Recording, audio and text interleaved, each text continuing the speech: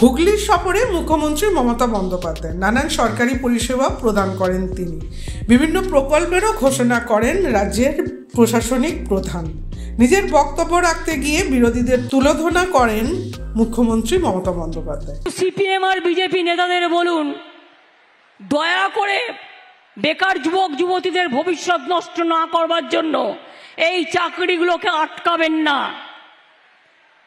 ভোটে গিয়ে কথাগুলো বলুন। কোর্টে যে কেউ যেতে পারে, এটা তার সাধারণ অধিকার, কিন্তু তাই বলে একটু মায়া লাগে না? এত টিচার নেওয়া হবে, পোস্ট খালি আছে, আপনাদের জন্য নিতে পারছি না। মানে এই বিজেপি সিপিএম আর কংগ্রেসের নেতাগুলোর জন্য, কয়েকটা ফুরফুরের জন্য। প্রজাপতি ফুরফুরে উড়ে বুড়ে বেড়াচ্ছে, চাকরি পেলে তাদের লোকসান। তারা চায় না পুলিশে লোক নেওয়া হোক। 60,000 পুলিশ রিক্রুটমেন্ট হবে, প্রায় 1 লক্ষের মতো টিচার রিক্রুট হবে, বিভিন্ন দপ্তরে 5 লক্ষ ছেলে মেয়েকে নেওয়া হবে। যেই আমরা রেডি করছি, টুক করে একটা কেস টুকে দিচ্ছে, আর দিয়ে হাসতে হাসতে বলছে, দেখলে তো চাকরিটা করতে দেবো না, যেন জমিদারি পেয়ে গেছে। বলি, সাহস থাকলে ভোটে লড়ুন, একটু গণতন্ত্রের রাজনীতি রাস্তায় করুন।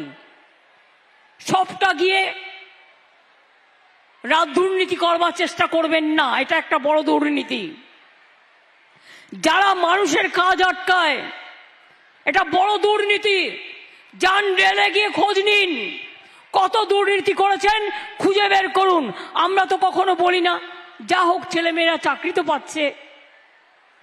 ডিফেন্সে কি করেছেন, কত ডিল করেছেন, কই আমরা তো বলি না। কারণ আমরা মনে করি, যাই হোক ছেলেমেয়েরা চাকরি তো পাচ্ছে, চাকরি বাকরি আটকাতে নেই, এটা মাথায় রাখবেন। মানুষ দুটো খেয়ে বাঁচে, গরিব মানুষ, তাদেরটা আটকাতে নেই, এটা মনে রাখবে। খেলা হবে, খেলতে হবে, পড়া হবে, পড়তে হবে, শেখা হবে, শিখতে হবে। আর পরাজয়কে মানব না, জয়ী হব, জয়ী হব, জয়ী হব, জয়ী হও, জয়ী হও, জয়ী হও, জয় জয় জয় হে। ব্যুরো রিপোর্ট, সূত্রকার সংবাদ।